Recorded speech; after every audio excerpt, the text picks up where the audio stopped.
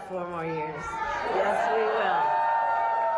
Let me just start by thanking Amanda. The councilwoman is such a fighter, and she's so fierce, and we spend a little time in the back together. But really, she's just emblematic of all of the leaders who are here, and many of whom I've known for many years.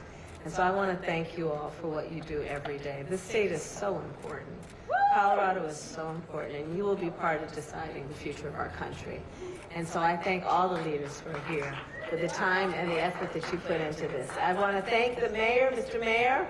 Thank you for welcoming us to Denver, and he met me on the tarmac when I landed on Air Force 2. I want to thank the mayor.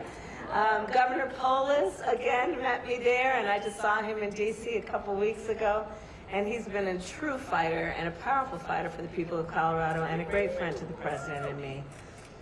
So let's get started. As you all may know, my mother came to the United States 19 years old by herself. And my mother had 2 goals in her life: to raise her 2 daughters, my sister Maya and me, and to end breast cancer. She was a breast cancer researcher. And because of the fact that my mother never asked anyone for permission to pursue her dreams, within 1 generation, I stand before you as Vice President of the United States.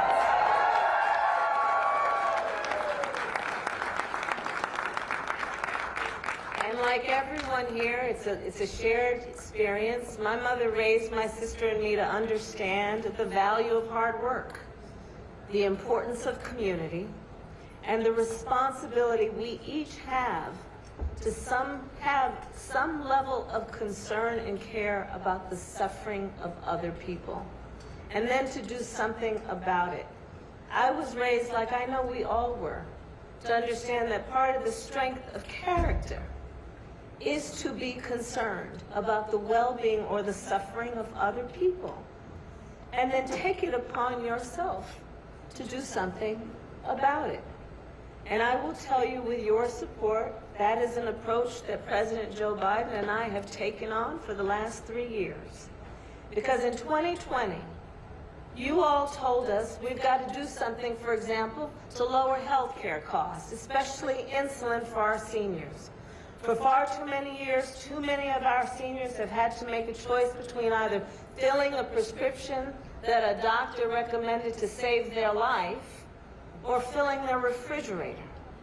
And Latinos, of course, are 70% more likely to be diagnosed with diabetes. Because you organized and because you voted, President Biden and I have now capped the cost of insulin for our seniors at $35 a month. And we finally, many tried, but none other did, are now allowing Medicare to negotiate against the pharmaceutical companies for drug prices, so that we have capped the annual cost of prescription medication for seniors at $2,000 a year. And when we win re-election, we are going to cap the cost for everyone.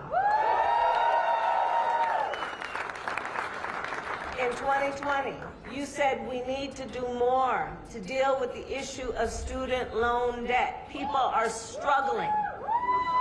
And because you organized and because you voted, President Biden and I have canceled nearly $138 billion in student loan debt for more than 4 million people in our country. On average, more than $30,000 per person. And for public servants, I know there are a lot of teachers here, teachers, firefighters, God love you.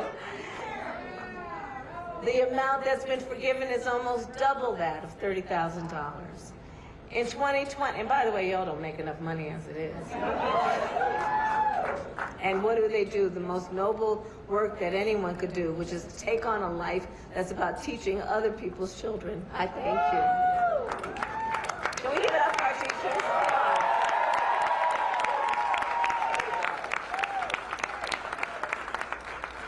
In 2020, you organized and you said, look, we need to take on the issue of gun violence. That gun violence is now the #1 killer of children in America. Understand, not car accidents, not some form of cancer, gun violence is now the #1 cause of death for children in America.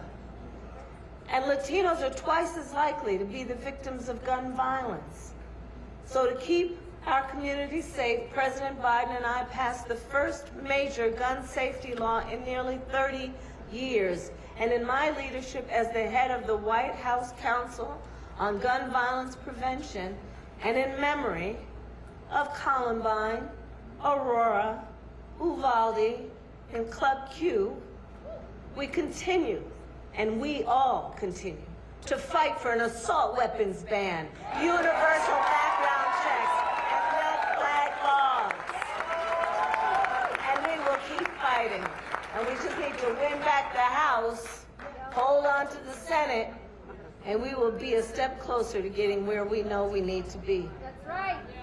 Colorado in 2020, you said our immigration system has been broken for years and it needs to be fixed. And we also know, and it's the story of so many here, America is a nation of immigrants. Generation after generation, immigrants have made our nation stronger. So President Biden and I are fighting to secure a pathway for citizenship, including for dreamers and families, and to make our immigration system more orderly and humane. And earlier this year, many of you were watching it happen. Sadly, we were watching it happen. Earlier this year, while we helped lead a strong bipartisan border security bill, a bill that would have given nearly $1.5 billion to support cities and states, the Republican leadership in Congress will not put it up for a vote. And you know why? Because Donald Trump told them not to. Because it is clear that while we want to fix a problem, they want to run on a problem because they got nothing else to run on. And mind you, Donald Trump telling them not to put it up for a vote, the same person who separated families, separated children from their parents, the same person who tried to end DACA, young people who otherwise have been serving in our military, working in Fortune 500 companies, and contributing to the strength of our nation. And if he is reelected, the former president has openly vowed to carry out, quote, and I'm quoting, the largest not democratic at all. That was a typo. The largest domestic deportation operation in American history. And that is not all. If he is reelected, the former president has openly said he intends to weaponize the Department of Justice against his enemies. He has openly called for cuts to Social Security and Medicaid and Medicare. He openly says that he is, quote, proud that he overturned Roe v. Wade. Proud that doctors and nurses can now be jailed for providing care. Proud that young women today have fewer rights than their mothers and grandmothers.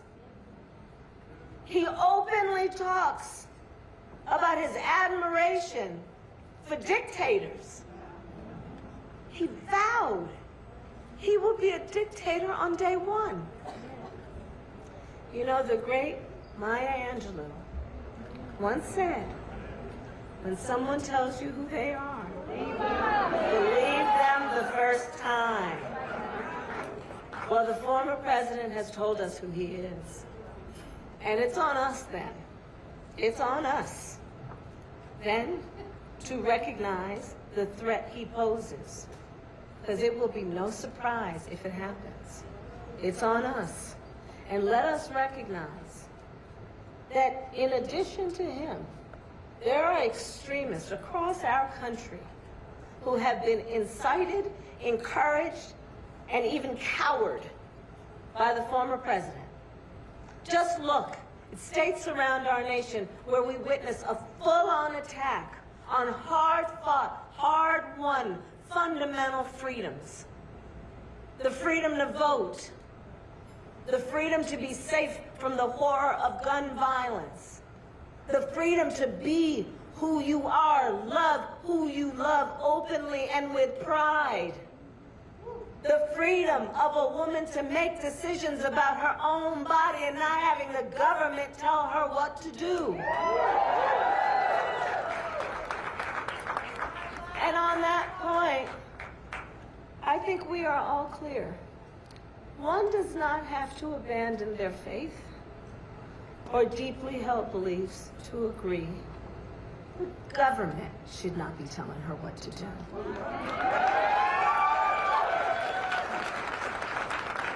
Attacks on fundamental freedoms.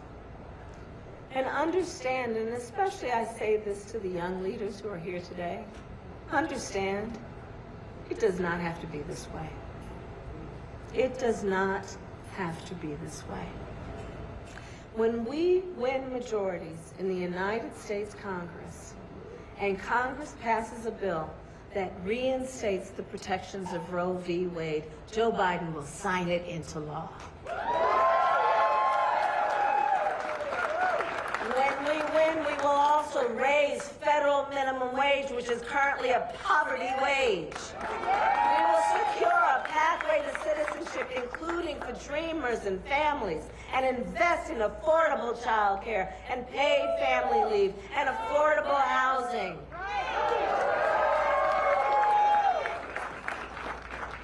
So ultimately, here's the deal as I see it. In this election, we each face a question. What kind of country do we want to live in? What kind of country do we want to live in? Do we want to live in a country of liberty, freedom, and rule of law? Or a country of disorder, fear, and hate? And each of us has a power, has the power to answer these questions in so many ways, including at the ballot box. So Colorado, in this election, let us together fight for our freedoms, for individuality, for self-determination, for dignity for all people. Let us fight for our democracy, and born out of our love of country, let us fight for the promise of America. And you know what? When we fight, we win!